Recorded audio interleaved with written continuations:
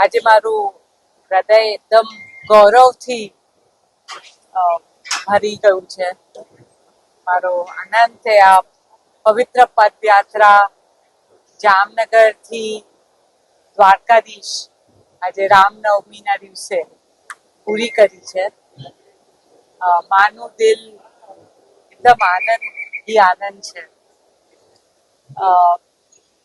આનંદની સાથે બધા જે યુવકો સાથે આવ્યા છે એ આપણી સંસ્કૃતિ, આપણું હેરિટેજ, આપણું કલ્ચર આગળ લઈ રહ્યા છે.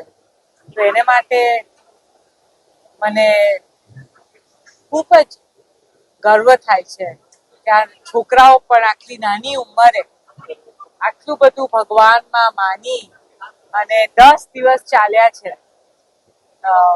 બસ દ્વારકાધીશનો ઉપકાર છે, એના આશીર્વાદ છે.